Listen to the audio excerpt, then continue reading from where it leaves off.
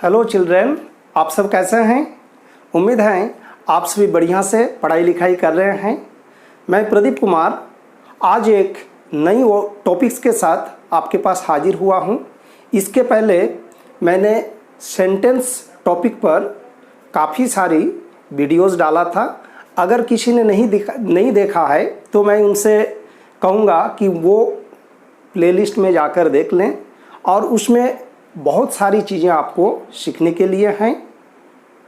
तो my dear students, मुझे उम्मीद है कि आज के क्लास में आपको बहुत मज़ा आने वाला है। इंग्लिश लैंग्वेज का जो बेसिक सेंटेंस होता है वो सेंटेंस शुरू होता है sentence of verb to be से। क्या से? वर्ब टू बी से। आप लोगों ने इसके पहले this is a dog, that is a cat, you are my friend, he is a boy, she is a girl, इस तरह के बहुत सारे सेंटेंसेस पढ़े हैं और आप जानते भी हैं। लेकिन ये सारे सेंटेंसेस कैसे बनते हैं आज हम वहाँ से शुरू करेंगे। तो आइए स्टूडेंट्स, आज हम लोग इंग्लिश लैंग्वेज का जो बेसिक सेंटेंस है उस शुरुआत से हम शुरू करते हैं। ठीक है? तो my dear students, please be ready with pen and paper and let us start a new topic. Sentence of verb to be. ठीक है? To be. To be मतलब क्या होता है मेरे बच्चों? To be मतलब होना। आप क्या हैं, मैं क्या हूँ, वह क्या है, ये क्या है, ये ऐसी सारी बातें बोलने के लिए हमें टू बी का यूज़ करना पड़ता है। यहाँ किसी भी प्रकार का कोई एक्शन नहीं होगा, बल्कि स्टेट ऑफ बीइंग, कोई चीज़ होने का जो एहसास होता है वो हमें पता चलेगा। हमेशा आप ये ध्यान रखेंगे कि यहाँ किसी भी प्रकार का एक्शन नहीं होगा। तो सबसे पहले हम लोग जानते हैं कि टू बी जो है इसके कितने सारे फॉर्म्स होते हैं। तो my dear students, to be के 8 फॉर्म्स होते हैं। आप इसे पहले नोट डाउन कर लीजिए।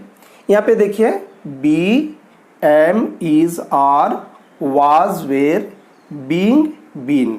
ठीक है? बी के कितने फॉर्म्स होते हैं? 8 फॉर्म्स होते हैं। बी वो वर्ब स्वयं, the verb itself. Am, is, are, ये 3 होता है। साथ में वाज, वेर, ये 3 होता है। और बीइंग और बीन, बस इतने ही इसके फॉर्म है। अब हम लोग समझेंगे कि इन फॉर्म्स का प्रयोग हम कहाँ कहाँ करेंगे। तो मेरे बच्चों, हम लोग प्रेजेंट में जीते हैं और हमारे सामने पास्ट की बातें होती हैं और हम फ्यूचर की बातें सोचते भी हैं। तो जैसे कि टाइम हमारे पास, टाइम को अगर हम डिवाइड करते हैं तो इसको हम 3 टाइम में डिवाइड करते हैं। Present time, the time which is with us. Past time हम किसको बोलेंगे? The time which is already past way, जो टाइम बिल्कुल वो बीत चुका है। And future time, that time which will come, वो टाइम जो हमारी लाइफ में आएगा। हमारी लाइफ में जो टाइम आएगा वो होगा फ्यूचर टाइम। तो इस तरीके से हम टेंस भी आगे जाके पढ़ेंगे। टेंस भी प्रेजेंट, पास्ट और फ्यूचर 3 में होते हैं। तो अभी इंग्लिश सेंटेंस का जो पैटर्न होता है, इंग्लिश सेंटेंस का एसआरटी में जो पैटर्न होता है वो पैटर्न है आपका सब्जेक्ट, वर्ब और ऑब्जेक्ट। क्या क्या होता है? सब्जेक्ट, वर्ब और ऑब्जेक्ट। ठीक है? हमेशा ऑब्जेक्ट ही नहीं रहता है, कभी कभी कंप्लीमेंट भी रहता है या अदर वर्ड्स भी रह सकता है।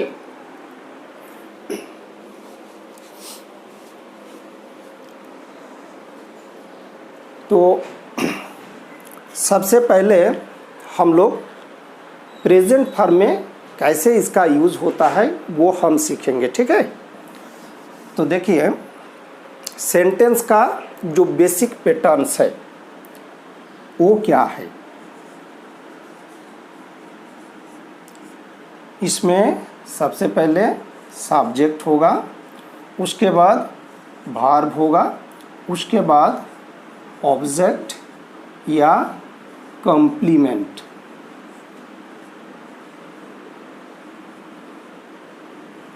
ये इसका पैटर्न होता है, इसको आप ध्यान से याद कर लीजिए। हम एकदम अपने माइंड में फ्रेम जैसा बैठा लीजिए।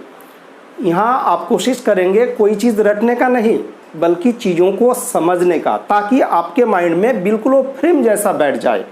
आप आंख बंद करें तो वो दिखना चाहिए, खुली आंख में तो सब कुछ दिखता है। तो हमें ऐसे सीखना है कि आंख बंद होने पर वो हमारे माइंड में दिखे, यानी कि वो चीज़ हमारे माइंड में बिल्कुल फ्रेम जैसा बैठ जाए। जब भी हम आंख बंद करेंगे तो sentence of verb to be हम देख सकेंगे। हमें ऐसा इसको समझना है। तो ठीक है, अभी सब्जेक्ट देखिए। इंग्लिश में जो सब्जेक्ट की दुनिया है उससे मैं आपको इंट्रोड्यूस कराता हूँ। सब्जेक्ट, सब्जेक्ट क्या क्या है? तो सिंगुलर, आप सिंगुलर और प्लूरल से वाकिफ़ हैं। इधर राइट साइड में लिखिए प्लूरल। आप देखिए सिंगुलर आई, इसी का प्लूरल क्या होता है? वी। इसको हम फर्स्ट पर्सन भी बोलते हैं। आगे चल के जब हम प्रोनाउन चैप्टर पढ़ेंगे तो उसमें पर्सनल प्रोनाउन के तौर पे इन सबको हम बहुत बढ़िया से पढ़ने वाले हैं।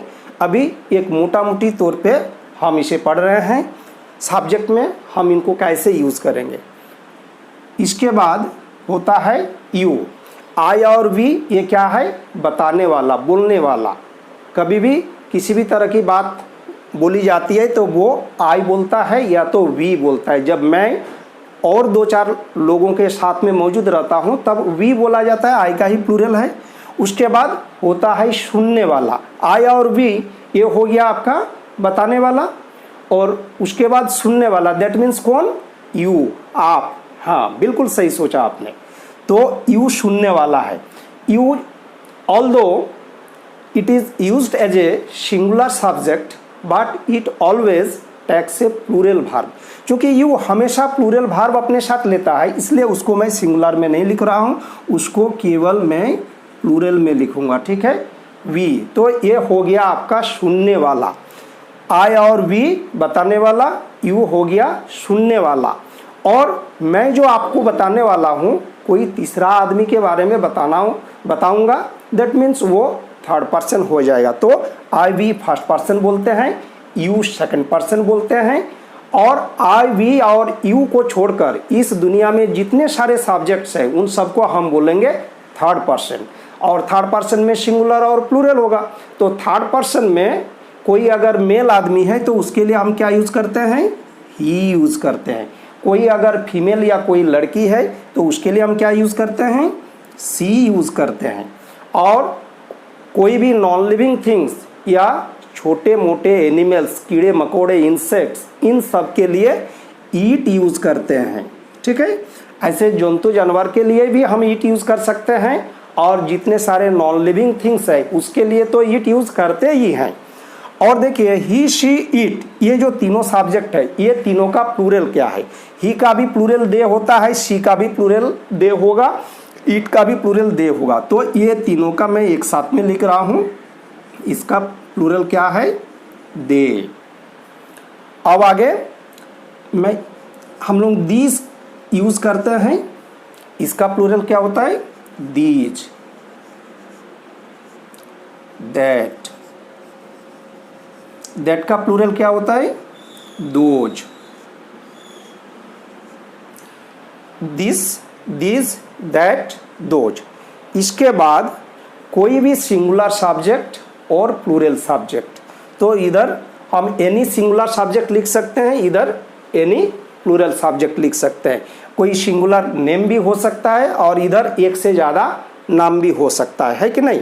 तो मोटा मोटी सब्जेक्ट जो हैं इतने ही हैं, और बाकी दुनिया में जितने सारे वस्तु हैं, बर्ड्स, एनिमल्स, पर्सन्स, प्लेस, वो सभी भी सब्जेक्ट बन सकते हैं। तो उतना तो हम लिख नहीं सकते हैं। प्रोनाउन के तौर पे हम इतने ही सब्जेक्ट को यूज़ करते हैं। इंग्लिश की दुनिया में बस इतने ही सब्जेक्ट हैं एज ए प्रोनाउन, ठीक है। तो अब देखिए, ये मेरा सब्जेक्ट का लिस्ट हो गया है। बहुत आसान है, ये सभी वर्ड्स को आप भली भांति जानते हैं। You are very well known about this words. और ऑब्जेक्ट के रूप में देखिए, हाँ, इधर मैं ऑब्जेक्ट लिख रहा हूँ, ऑब्जेक्ट या कॉम्प्लीमेंट।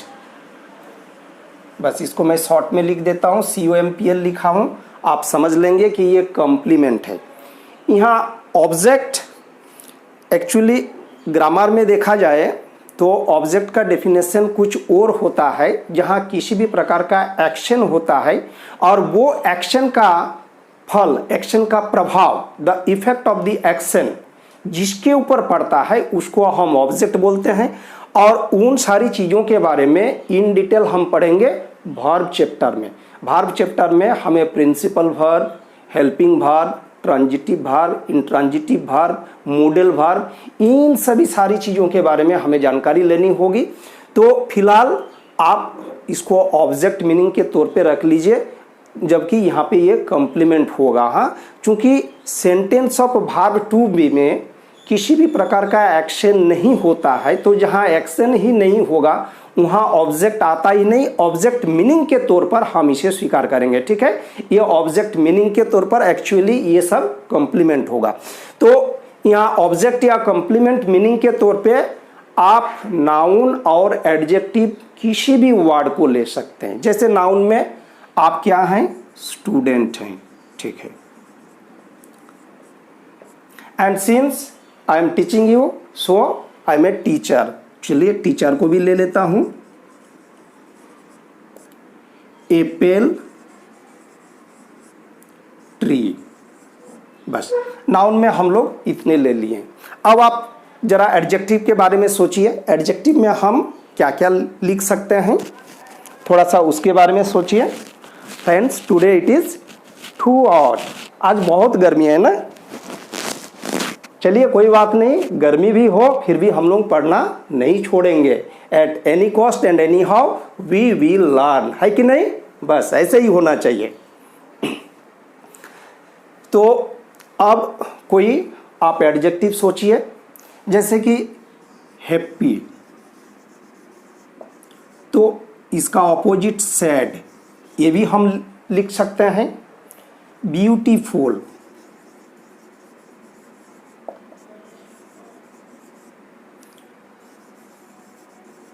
गुड। चलिए इतना ही ले लेते हैं। तो आप इसको अच्छा से नोट डाउन कर लीजिए कि इधर सब्जेक्ट का टेबल हो गया और ऑब्जेक्ट या कॉम्प्लीमेंट मीनिंग में हमारे साथ बहुत सारे हैं, उतना तो हम लिख नहीं सकते हैं। तो हम लोग समझ चुके हैं कि यहाँ कोई भी नाउन होगा। जैसे ये यहाँ से यहाँ तक ये सब क्या हुआ, नाउन हुआ। और यहाँ से यहाँ तक ये सब क्या हुआ, एडजेक्टिव हो गया। इसके बारे में हम आगे चर्चा करेंगे। इसमें क्या किस तरह की हमें ध्यान रखना होगा वो मैं चर्चा करूँगा, ताकि आपके सेंटेंसेस हमेशा करेक्ट रहे। और दूसरी बात क्या है, करेक्ट अगर नहीं भी हो तो हम लिखने की कोशिश करेंगे, उसे सीखने की कोशिश करेंगे। और सबसे बड़ी बात क्या है कि गलती से हमें डरना नहीं है। क्या गलती से हमें डरना नहीं है।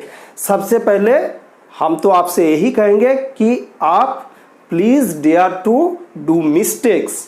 आप पहले गलती करने का साहस कीजिए और आपकी एक एक गलती मेरे तरफ से वेलकम है। और आप जितनी ज़्यादा गलती करेंगे अभी शुरुआती स्टेज में, तो इसका ये मतलब होगा कि आप सीखने की कोशिश कर रहे हैं। इसलिए मेरे तरफ से आपकी हर एक गलती का स्वागत है।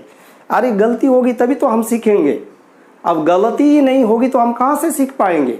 इसलिए उसके लिए हमें डरना नहीं है, हमें गलती करने का साहस करना ही होगा और तभी हम सीख पाएंगे। और सीखते सीखते एक दिन ऐसा आएगा जब गलती भी गलती होने से डरेगा।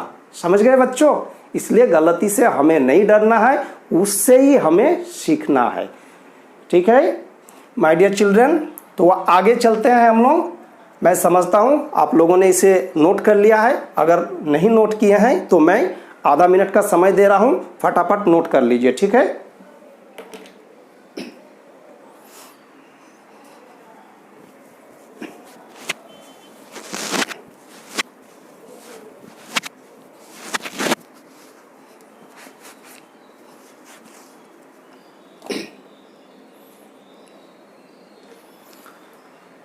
हाँ, तो डियर स्टूडेंट्स, आपने नोट कर लिया। अब देखिए sentence of verb to be में क्या क्या यूज़ होते हैं, पहले मैं प्रेजेंट में बता रहा हूँ, ठीक है। प्रेजेंट में अच्छा, इसको इधर लिख लेते हैं।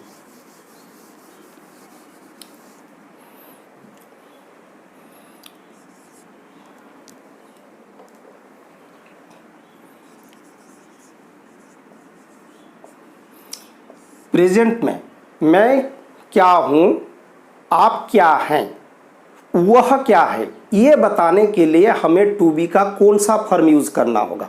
तो इसको हम लिख लेते हैं हूँ, हो, हैं। इसमें एम, इज, आर याद रहेगा। प्रेजेंट में केवल वर्ब टू बी के 3 फॉर्म्स यूज होते हैं, एम, इज, आर।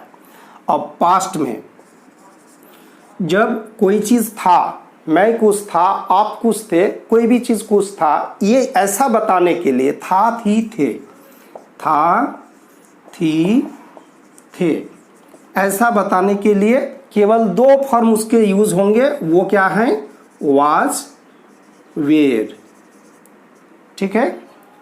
अब फ्यूचर में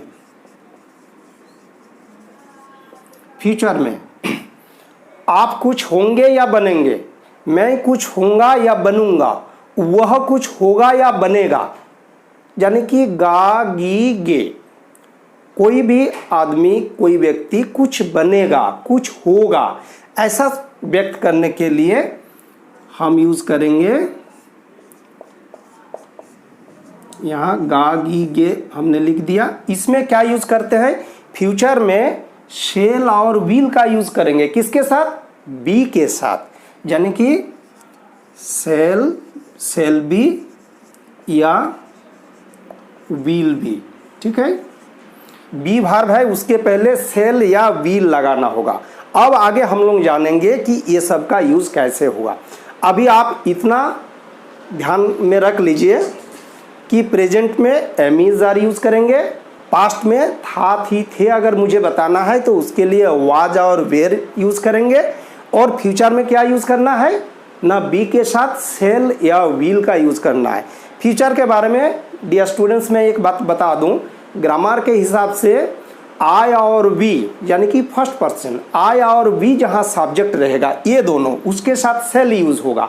बाकी सभी सब्जेक्ट के साथ विल यूज होता है। But in the matter of spoken, spoken में हमेशा विल का ही यूज हो गया है। अभी मैंने जो प्रचलन चल पड़ा है, इसमें सेल का यूज शायद ही होता है। स्पोकन में हमेशा विल का ही यूज होता है, ये ध्यान रखेंगे। लेकिन लिखने के टाइम हम सेल लिख सकते हैं। ऐसे आज के डेट में अगर आप सेल के बदले विल भी लिखते हैं तो देयर इज नो प्रॉब्लम। उसमें आप लोगों ने एक चीज़ पढ़ते पढ़ते कहीं देखा होगा, जैसे अपनी किताब में आई के बाद एपोस्ट्रोफ देके डबल एल रहता है, यू के बाद एपोस्ट्रोफ देके डबल एल रहता है, ऐसा रहता है। तो ये I will, you will, I shall भी हम बोल सकते हैं, और अगर हमने आई विल बोल दिया तो ये किसी भी एंगल से इसे गलत नहीं माना जाएगा, बल्कि स्पोकन में सेल के बदले हमेशा विल का ही यूज होता है, ठीक है। ये चीज़ आप समझ गए। अब देखिए एम, इज, आर, ये तीनों जो हैं, ये प्रेजेंट का, ये तीनों कहाँ कहाँ यूज होंगे। एम किसके लिए बना है, ये केवल आई के लिए बना है, यानी कि आई एम, क्या, आई एम, उसको हम आम ऐसे बोलते हैं, आम, आई एम, ठीक। इज, इधर में जितने सारे सिंगुलर सब्जेक्ट है आई को छोड़कर, ही, सी, इट, दिस, दैट, इन सभी के साथ क्या लगने वाला है, इज लगने वाला है। That means he is, she is, it is, this is, that is. और इधर में हमारे सभी प्लूरल सब्जेक्ट है, इन सब के साथ क्या लगने वाला है, और we are, you are, they are, these are, those are, ये तीनों सीख गए। आई के साथ am, he she it this that, बाकी सभी सिंगुलर सब्जेक्ट के साथ इज, और राइट साइड में जितने सारे प्लूरल सब्जेक्ट हैं, प्लूरल सब्जेक्ट के साथ प्लूरल वर्ब के रूप में और का यूज होता है। को किसका यूज होता है, और का यूज होता है। तो ये तो हो गया आपका प्रेजेंट की बात। पास्ट में हम चले जाते हैं। पास्ट में देखिए वाज और वेर, सिर्फ दो ही वर्ब है। इसमें सिर्फ आपको एक बात ध्यान रखनी है कि वाज केवल सिंगुलर सब्जेक्ट के साथ लगेगा, वेर प्लूरल सब्जेक्ट के साथ लगेगा। दैट मीन्स इधर जितने सारे सब्जेक्ट है, यहाँ से यहाँ तक, यहाँ से यहाँ तक सबके साथ क्या लगेगा, वाज लगेगा। That means I was, he was, she was, it was, this was, that was. और इधर में सभी प्लूरल सब्जेक्ट हैं, इन सब के साथ वेर। पास्ट की मैं बात बता रहा हूँ, बाद में हम लोग प्रेजेंट, पास्ट, फ्यूचर तीनों टेंस के अलग अलग सेंटेंस बनाएंगे और उसके खूब जम के क्या करेंगे, प्रैक्टिस करेंगे, ताकि कभी गलती ना हो और चीज़ों को हम बढ़िया से समझे, सीखें। तो पास्ट में सिंगुलर में वेज, प्लूरल में वेर, सिंगुलर में वाज, प्लूरल में वेर, और फ्यूचर में शेल बी और विल बी। अभी अकॉर्डिंग टू द ग्रामर हम लोग आई और बी उसके साथ शेल लिख लेंगे और बाकी सभी के साथ विल लिख लेंगे। हाँ, ऐसे स्पोकन में यहाँ जितने सारे सब्जेक्ट हैं सभी के साथ हमको विल ही लगाना है, इसमें और शेल का प्रयोग नहीं होता है। कब, स्पोकन में। लेकिन जहाँ रिटन की बात है, ग्रामर की बात है, वहाँ हम लोगों को आई और वी के साथ शेल का ही प्रयोग करना होगा। ठीक है, तो हम लोग इसके बाद प्रेजेंट में कैसे सेंटेंस बनता है वो हम थोड़ा सा सीखते हैं।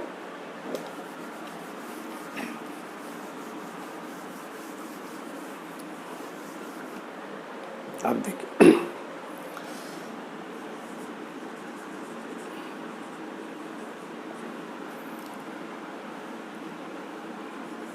इसका प्रेजेंट टेंस में सेंटेंस बनाएंगे। तो इसमें पहले सब्जेक्ट लगाना है, बीच में क्या लगेगा, वर्ब लगेगा। वर्ब में क्या लगेगा, एम इज आर, यानी कि सब्जेक्ट उसके साथ am oblique is oblique are, और इधर में ऑब्जेक्ट या कॉम्प्लीमेंट। ठीक है, COMP हमने लिख दिया, आप समझ जाएंगे।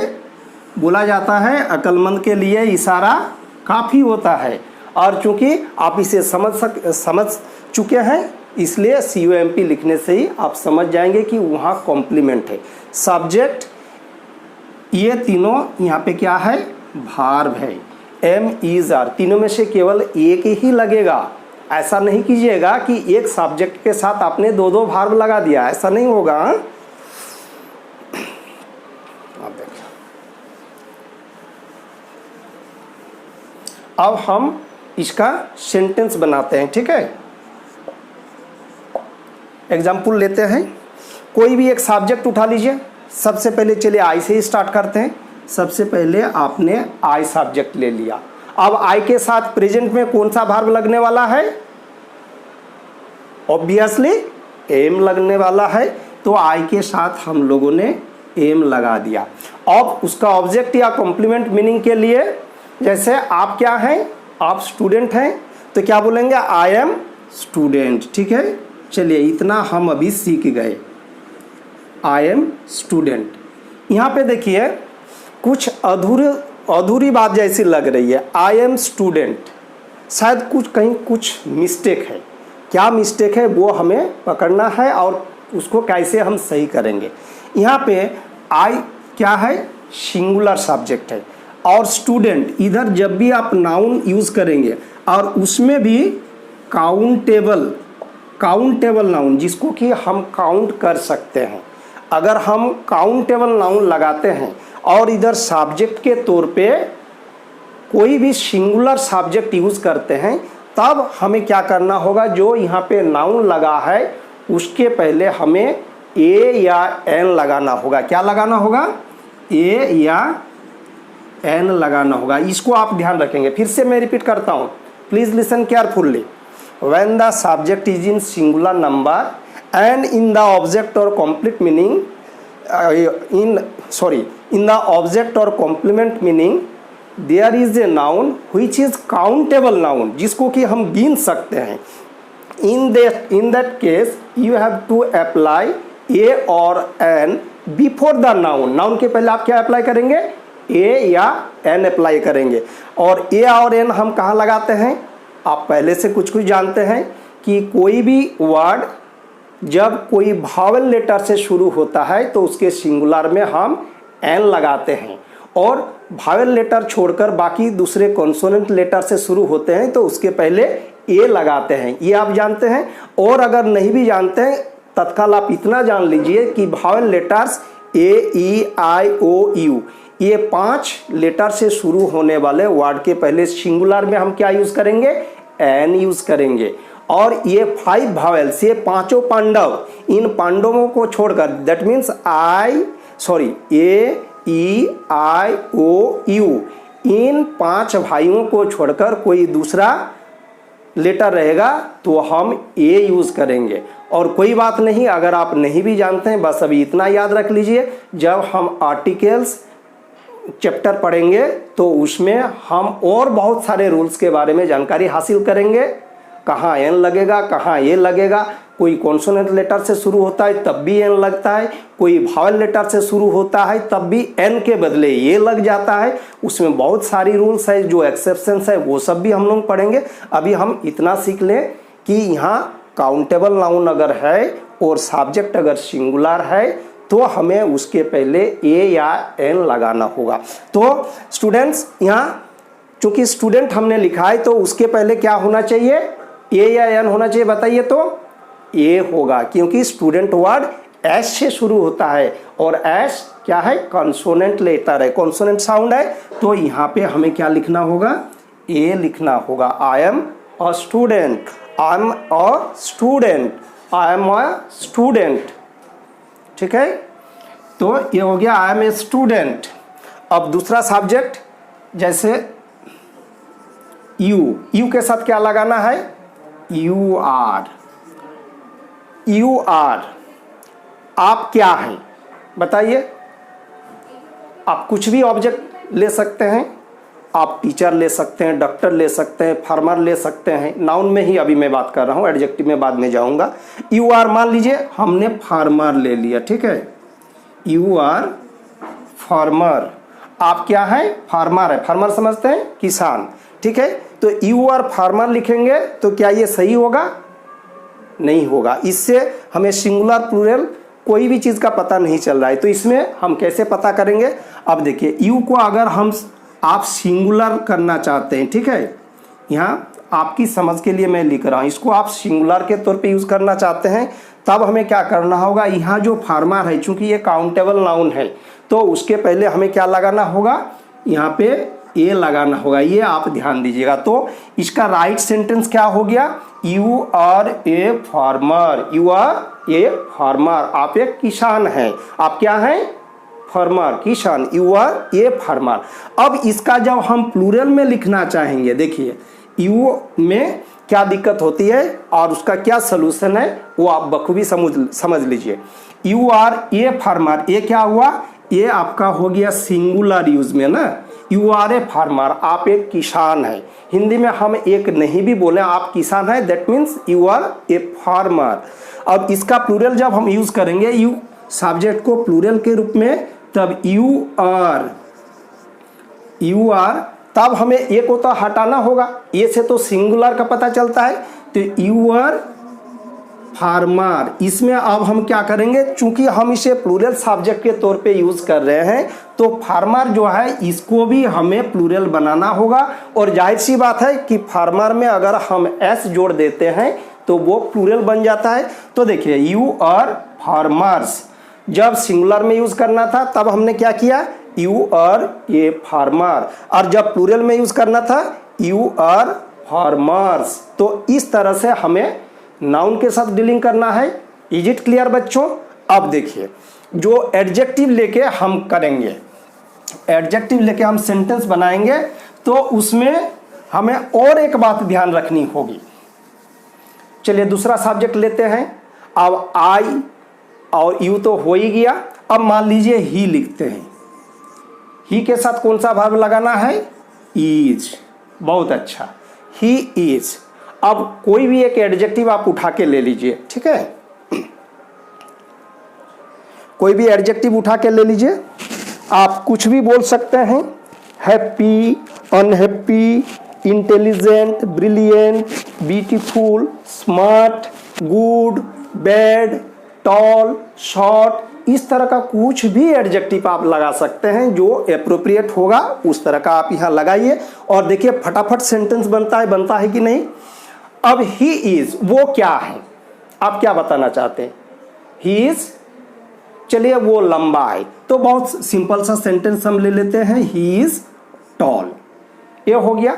यहाँ अभी ना हम ए लगाएंगे ना एन लगाएंगे, क्योंकि टॉल क्या है? ये एडजेक्टिव है और इसका सिंगुलर प्लूरल नहीं होता है। सिंगुलर प्लूरल दो ही चीज का होता है बच्चों, इसको आप ध्यान रखेंगे।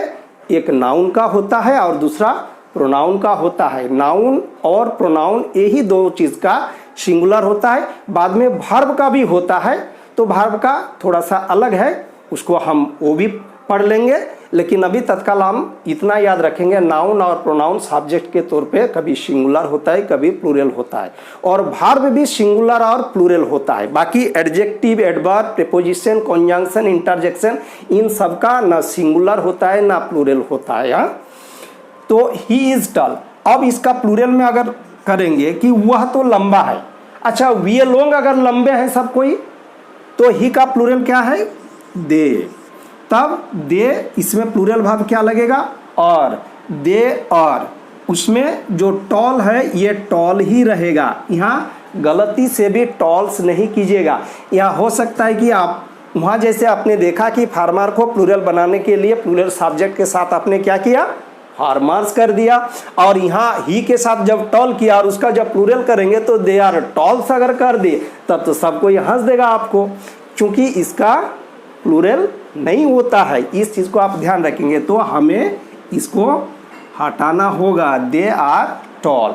दैट मीन्स कॉम्प्लीमेंट या ऑब्जेक्ट मीनिंग में कोई एडजेक्टिव आता है तो वो हमेशा एक ही फॉर्म में सब के साथ यूज होगा, whether the subject is singular और plural, it doesn't any matter, it will always remain the same. ये हमेशा जैसा है वैसा ही रहेगा।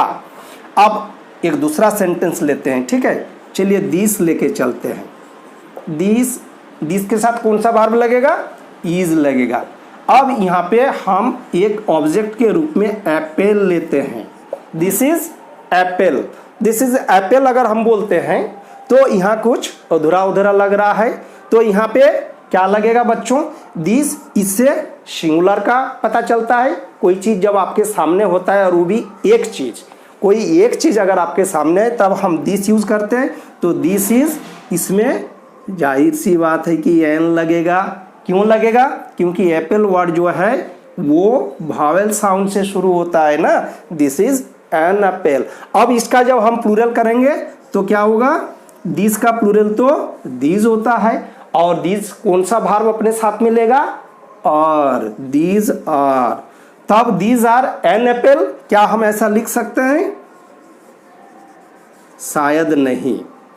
अभी हमने एप्पल ही लिखा, दीज और एप्पल, ये भी अच्छा नहीं लग रहा है। यहाँ पे सिंगुलर में क्या था? This is an Apple.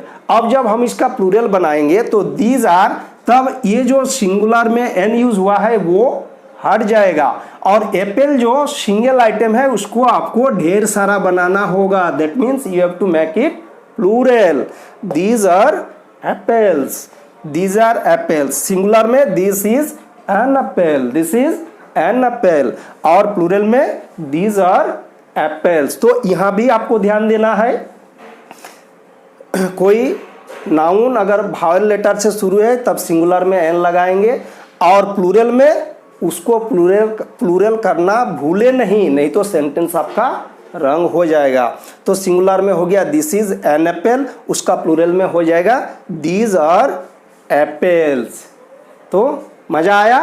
तो इस तरह से आप sentence of verb to be का किंग बन सकते हैं। बस थोड़ी सी छोटी छोटी बातों को आपको याद रखनी है और वो आप बहुत इजीली याद रख सकते हैं। उसको रटना नहीं है, उसको दिमाग से समझना है। कोई चीज़ रटने की कोशिश मत कीजिए, केवल इसको समझिए ताकि आप अपने से हजारों सेंटेंस बना सके। ठीक है, तो इस तरह से प्रेजेंट टेंस में एम इज आर देके सेंटेंस बनता है। ठीक है बच्चों, तो मैं समझता हूँ कि आज के लिए इस क्लास के लिए इतना ही। Wish you all the best और आप रेगुलरली पहचान क्लासेस देखते जाएं, पेन एंड पेपर के साथ लिखते जाएं। चैनल को फटाफट सब्सक्राइब कर लीजिए और इसे लाइक और शेयर करना नहीं भूलें। हाँ, okay, thank you my dear children, thank you, wish you all the best.